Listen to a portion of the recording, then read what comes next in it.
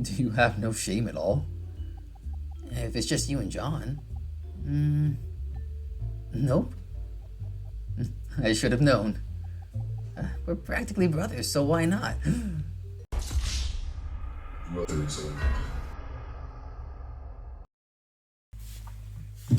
Okay. Welcome back, Andy and everybody. This is Lynn and Otter here to do another episode of Socially Awkward. Last we left off, we were trying to hide our gay from Tom. Oh, there's a smile. Glad you didn't get lost again. What do you mean by that? I was remembering the time you got lost. I was remembering the time you got lost in the woods. This again. Oh wow, I did not think there'd be more art changes in this. I thought this was just going to be a little background. It's a fun memory. Aw. How is it a fun memory? I was all alone in the woods for so long. 20 minutes. While you watched from behind without telling me. I thought it was a good test of courage. Like you said, I was right behind you supervising. I thought you were a stalking bear. I could have shot you if I had a gun lying around. Don't laugh. I'm laughing at how absurd it is that you immediately got lost, wandering around while I was taking a piss 10 meters away. Come on. Don't spoil the mood with your moop. Moop.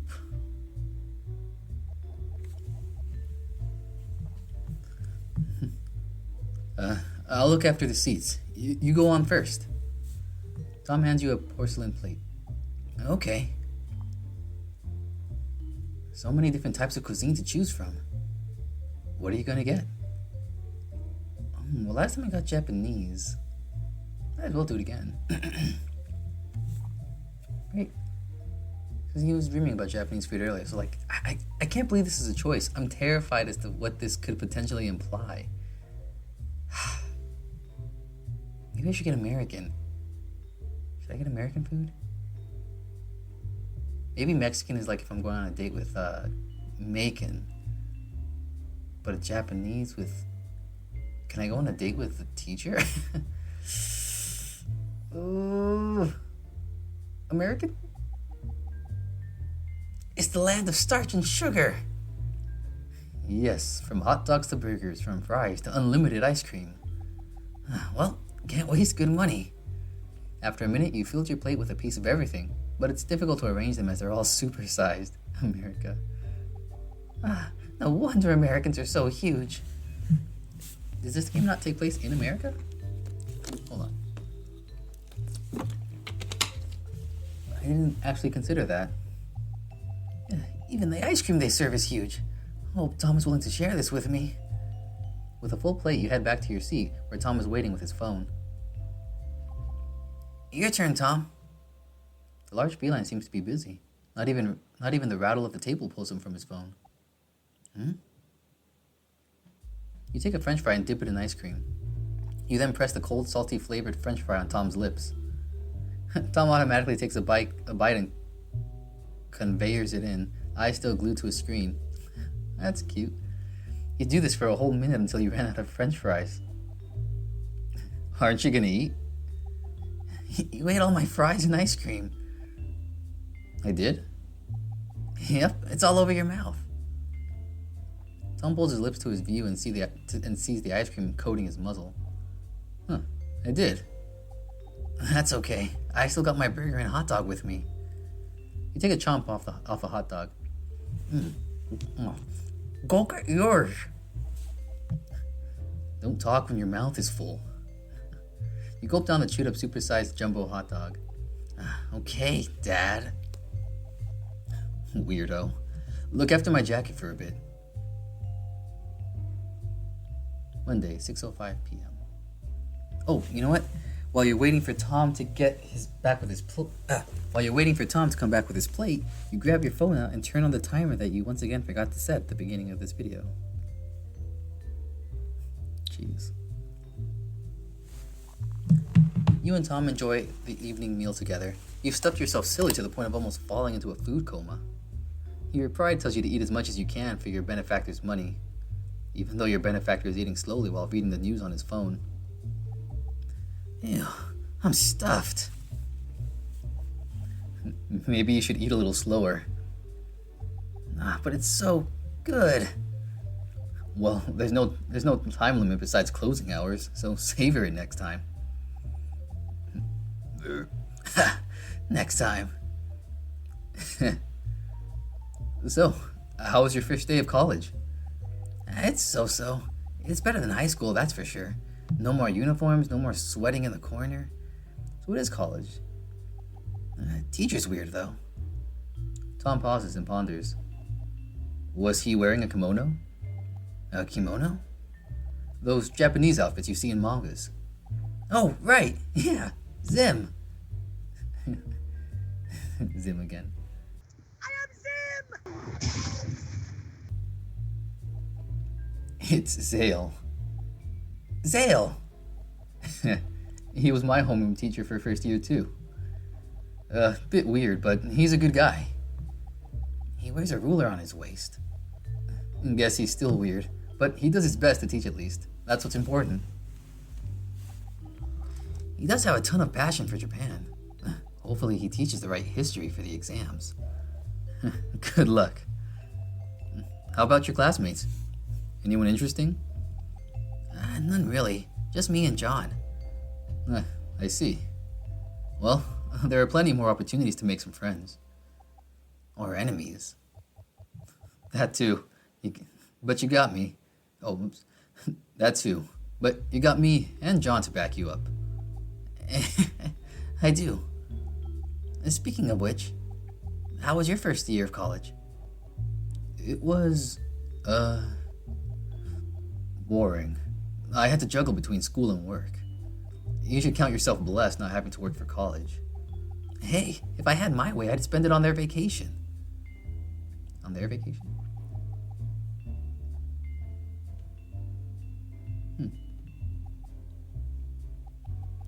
They just insist since they've saved up for it, and told me that it's the only way to get a job. I'd call it BS, but saying BS to your parents is, you know. Maybe you should. That way you'll know how hard they work for you. Maybe I will. After you graduate. Just take whatever advantage you have in this race of life. Yeah. Huh? Speaking of race, John showed me a video of you doing the R something. YAR? Y-A-R? The R-FYAR? The R-F-Y-A-R program? The Regional First Years Academy race? Yeah, it was fun seeing you in the video. Oh, how was it? You were so cool, I had to cast it on my parents' widescreen to see it in detail. What's cast? Oh my gosh, both of these are technologically illiterate himbos.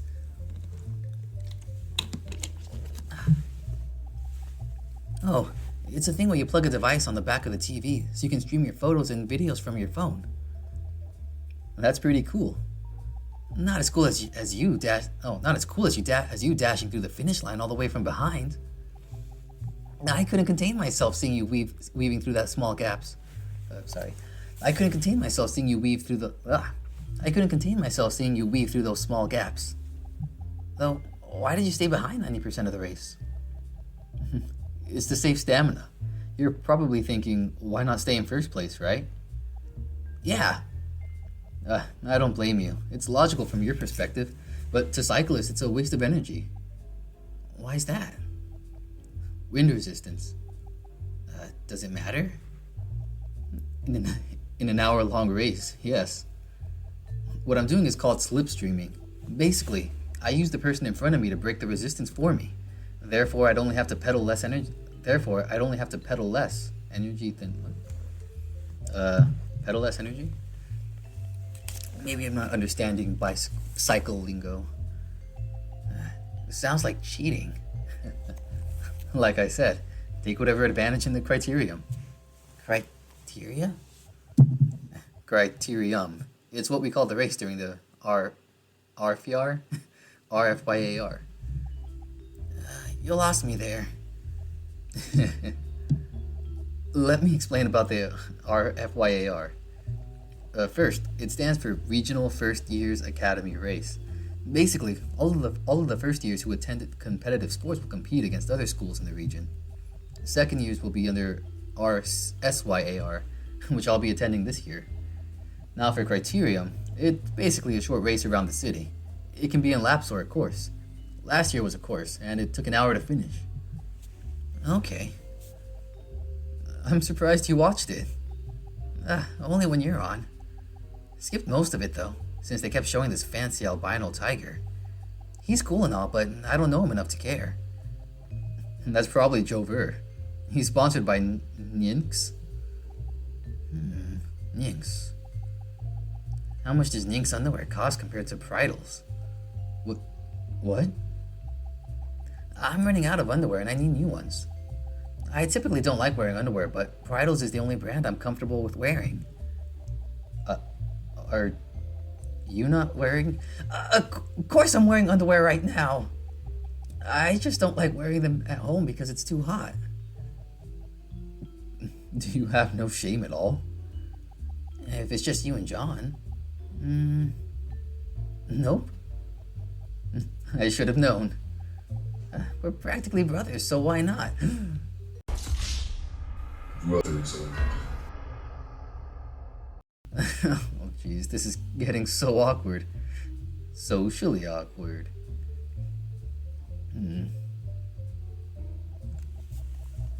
Fine. Oddly enough, I know the prices for jock straps. If you buy one Nynx jock strap of the same material, you'd get 1.5 for Bridals. Why is Nynx is so expensive? Does it have some sort of high-tech elastic band? This is just between you and me, okay? Okay. Both jock straps are made by the same manufacturer abroad. What? Is that legal? Very much so. Reselling and rebranding is as common as buying the same apple of the same farm in different supermarkets. That's just skeezy. That's capitalism. Now this puts a bad taste in my mouth. Maybe wash it down with some ice cream. I'll do that. You ran off to the ice cream station to drown your disappointment of the world with sugar. Tom takes you home on his bike. Upon reaching the first quarter of the bridge, he forgot to mention something. Take the left after the exit. You shout out. Tom slows down as he turns his head towards you. Why? Is there something else? Is there somewhere else you want to go? He shouts back. No, I moved. My parents kicked me out to work at their apartment building. There was a moment of silence as Tom slowly moves his head forward. What about your sisters? They went abroad. Already? No wonder things got quiet. Yeah, but I'm left to do their dirty work. It's not a bad trade. You got a place of your own and don't have to pay rent. Sure, but it gets lonely at times. Tom stutters. Aw. John and I could come visit if you'd like. That'd be great. I'd love that. Aw. Haven't been here since I was 17. Wonder what we were doing at that time. No clue. I guess we'll never know. Want to come in? Maybe for some water. Coming right up. Just look around or something. I'll go get you that water. All right.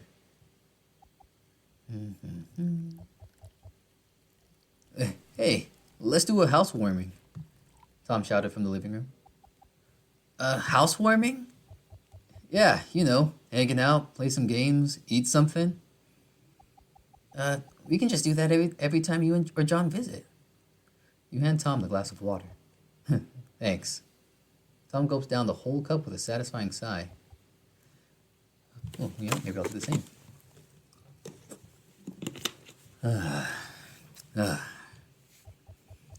I know, but it'd be a great excuse to celebrate over our little reunion. Reunion? Yeah, for being ignored for 2 years. Right. Uh-oh. Duh, I'm just messing with you. He playfully slaps your back. I mean, it's not your fault or mine that we ended up like this.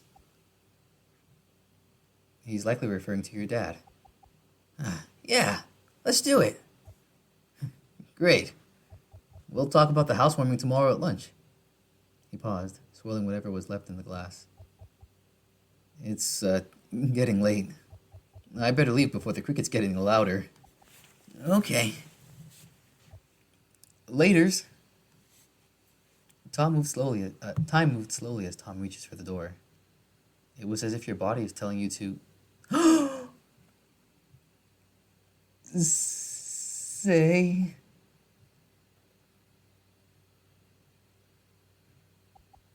Tom, wait.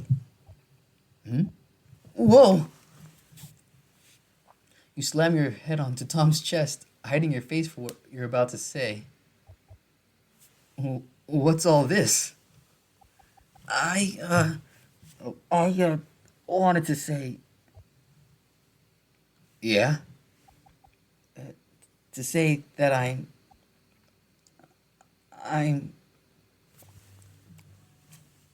It all came naturally. So. Tears started bursting uncontrollably.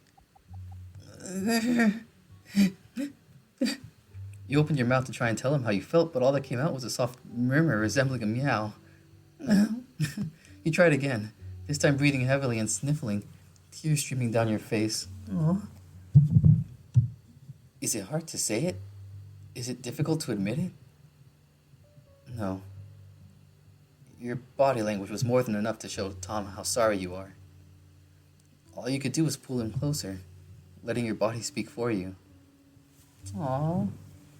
You were surprised when you feel his hand stroking your hair, gently caressing your ear, trembling under a soft touch.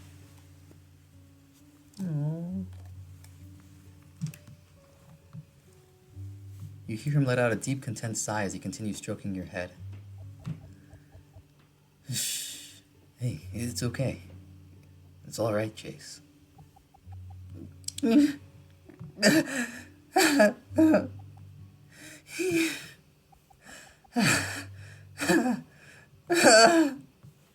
Aw. Tom stayed for a few more minutes while you calmed down. For what felt like hours, you cling on to him, letting all the tears run down. You felt his touch again, stroking your hair. You didn't know how much you missed him until this very moment. You wished you could stay like this forever. This fleeting moment of being with someone you've trusted so much in your life. As the tears run dry, you gave Tom an assuring smile that you were all right. He smiles back with a sparkle in his eyes, rolling down his cheeks.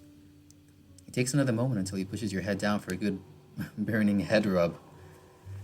Then he takes his leave, but not before saying, "Huh?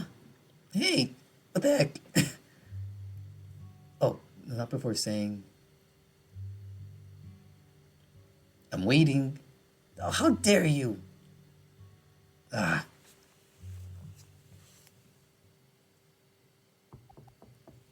Is this all a dream? It's morning.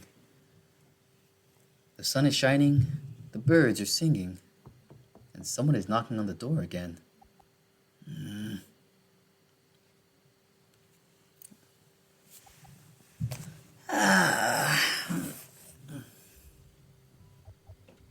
Morning, Jayce. Tom? Wait, did I miss something? You glance at the clock telling you it's 4 a.m.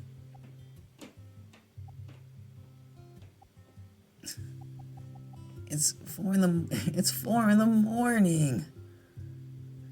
Oh, morning. You give out a big long yawn. We used to wake up at 4. We used to wake up at 4 in the morning. But it's a school day. And on a school day. Come on, let's do some jogging. It'd be good for you. No thanks. You turn away while waving your hand off to Tom as a big yawn came out. What the? Tom grabbed you from behind with his arms around and hoisted you up like a sack of rice. You tilt your head, annoyed, letting Tom carry you as he fetches your shoes near the door. Hold on. You stop him by the door as you fetch your keys hanging on the wall, and then turn the locking mechanisms on the door. Onward. This is cute. Jayce, your friend is here. Hmm? Hey, Jayce. Hello. Wanna hang out before school starts? You hide behind your mother's leg, unsure what to say. Oh, he'd be delighted to. Your mom tries to catch you, but you instinctively turn away from her, like a merry-go-round just inches away from her hand until... Tom caught you by the hand and pulled you out the door. Gotcha. Let's go.